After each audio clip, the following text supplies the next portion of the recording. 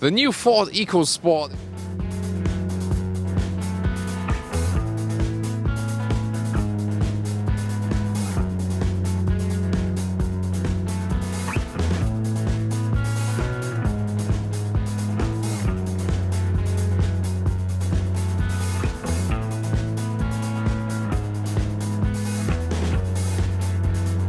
A new front grille. Before that, you might remember it was basically split. There were two elements here in the front. Now one big front grille, also in line with the other SUVs, with the Kuga and with the Ford Edge.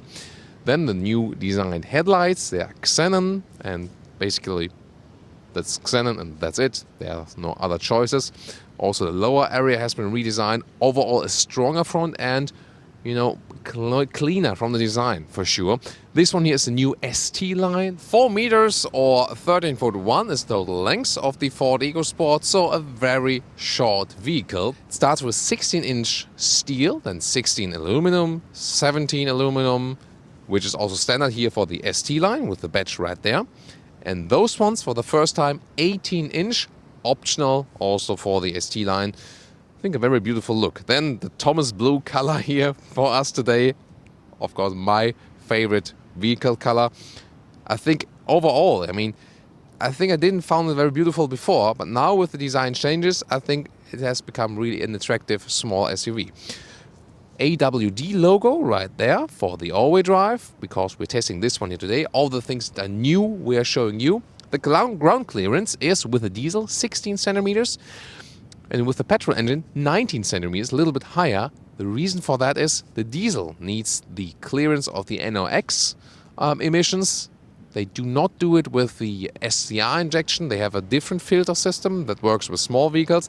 And therefore, the ground clearance is a little bit reduced because the filters are a little bit thicker at the floor bottom of the car. Then what is always very special is that the light here for the reverse gear is mirrored here by the door handle. We'll soon open it, but already a design element. Then overall pretty straight, and that's of course good for versatility. It keeps the car short but still leaves a lot of room on the inside. Also in the ST line we got a painted lower bumper that stresses the sporty approach of this sports line. And the really interesting thing is, we'll take you to an inside tour soon of the trunk, but here the hatch still opens this way. And the only thing I would have expected maybe is this one looks like a handle you can pull, but you can't. You have to press a button. You have to get used to that. And this is, of course, like in a Mitsubishi Pajero, of course. It's somehow funny that it works this way, but adds a little bit to the special character for sure. And now we'll show you the inside. Here we go. And you see there's a hydraulic support that helps you a little bit.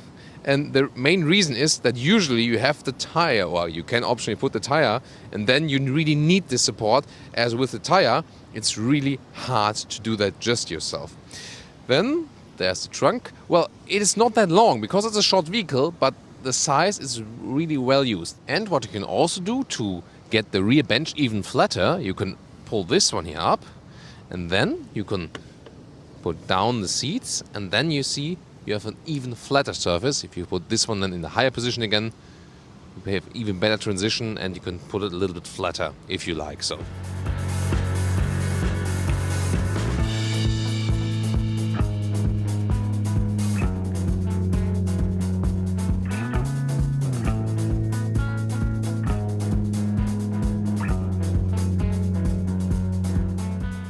I'm 1.86 m or 6'1".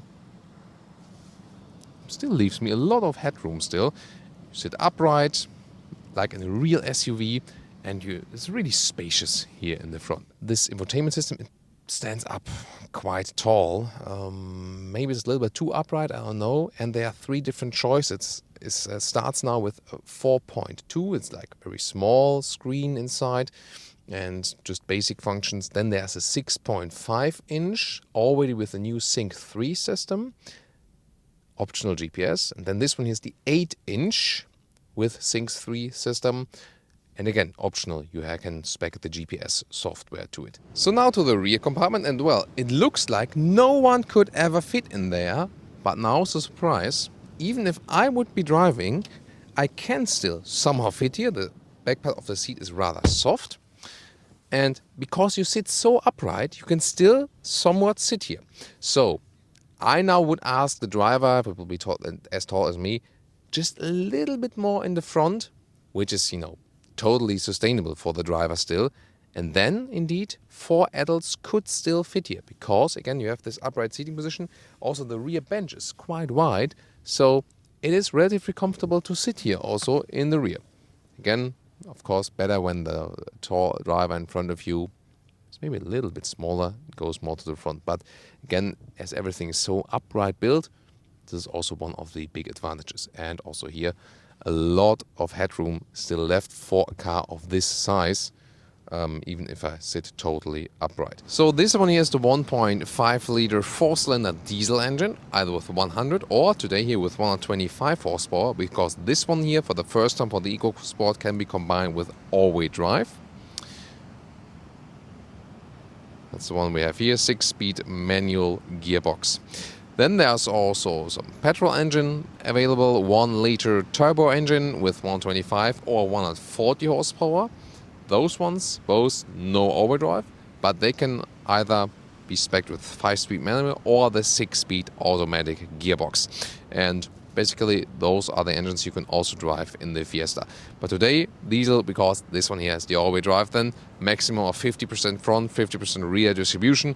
Usually, in the most cases, it will still have front-wheel drive, is this active all-wheel drive with a wet clutch in the middle.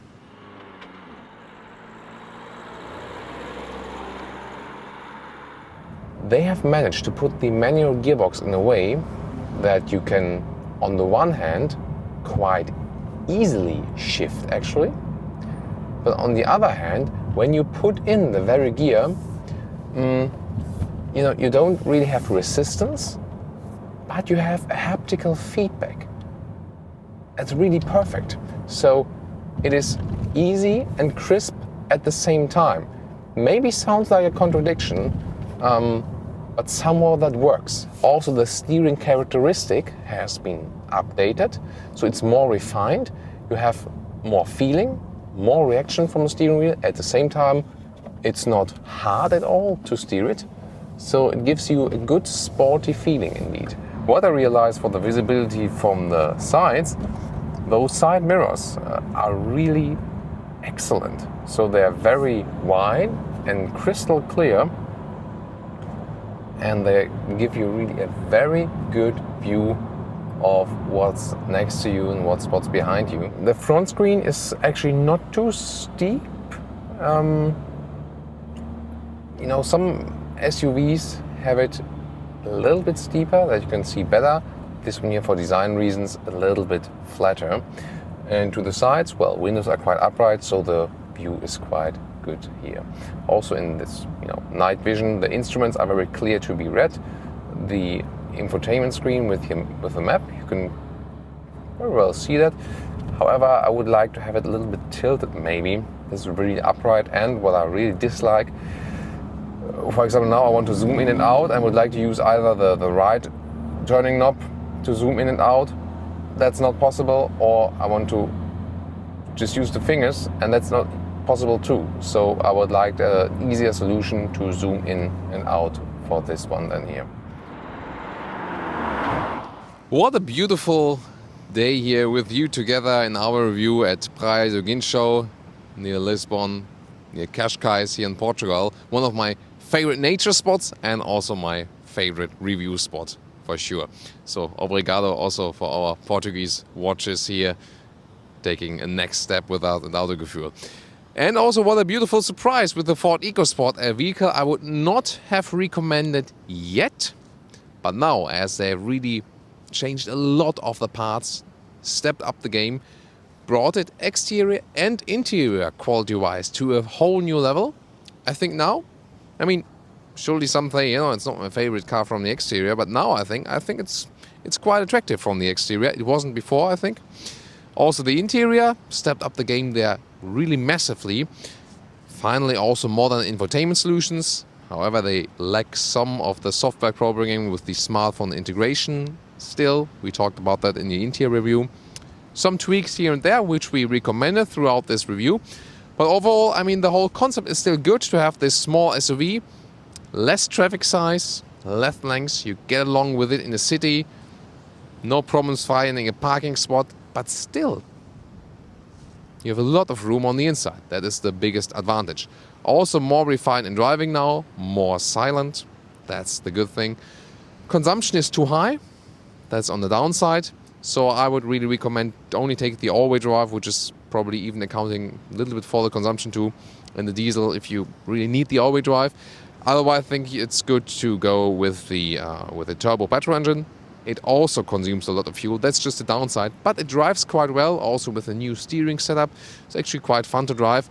And for now, the first time, I can also recommend the Ford EcoSport. So this one here, a big positive surprise today. I think the work they put in this vehicle here will pay off, and you have to know how will the market will evolve. So, especially in Europe, the US is already at that stage. In 2020, over 1/3 of all vehicle sales will be SUVs, and that's the reason also why so many different manufacturers invest, especially also now, in those small SUVs. So, what's your opinion? What's your take on the Ford EcoSport in this new update? I mean, sometimes all new cars are rather a facelift. Here it's maybe the other way around. It is a facelift and upgrade that could be announced as all new from the things we have seen today. Thank you so much for joining us. Also join us next time.